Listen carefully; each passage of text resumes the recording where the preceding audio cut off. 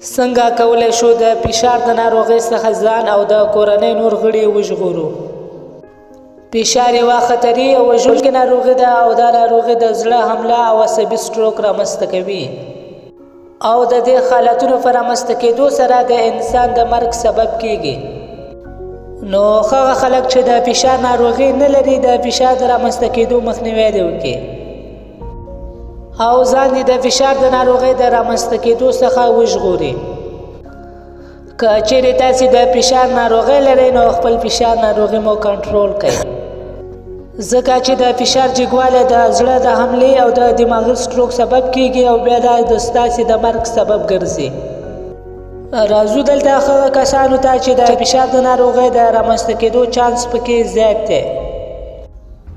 اول، که چیرته ستاسې عمر زیاتېږي نو د عمر په زیاتوالي سره مو د فشار د ناروغۍ د رامنځته کېدو چانس زیاتېږي.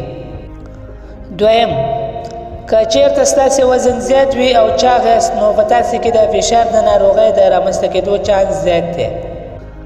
خپل وزنونه مو کم کړئ او د چاغوالي څخه ځان وساتئ.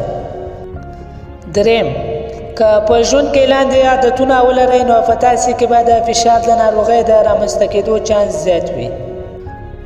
که چیرته تاسې زیات خوراک کوئ او زیاته مالګه استعمالوئ نو په تاسې کې به د فشار ناروغي رامنځته کېږي.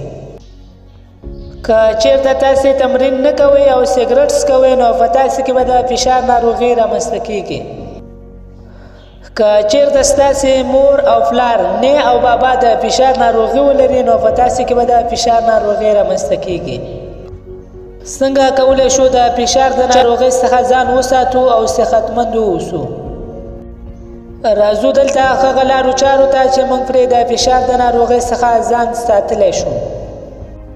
اول، لږ خوراک کوئ او په خوراک کې لږه مالګه استعمالوئ او په خوراک کې مو غوړي لږ استعمالوئ. د سبزي، میوې او د جوارو زیات استعمال مو د فشار د ناروغۍ څخه ساتي. دویم، په منظم ډول تمرین کول. منظم او روزانه تمرین مو د بدن د وزن او د فشار د ټیټوالي سبب کیږي، ځکه چې د 5 کیلو په وزن په کموالي سره مو 10 درجې فشار راټیټېږي. نو هغه خلک چې د فشار ناروغي لري نو باید په 4 ساعته کې د 1 ساعت څخه زیات تمرین وکړي. دریم، د سګرټ د څکولو څخه مو ځان وساتئ، ځکه چې د سګرټ څکل مو د وینې د رګونو د تنګوالي سبب کیږي او د وینې د رګونو تنګوالی د فشار د رامنځته کېدو سبب ګرځي.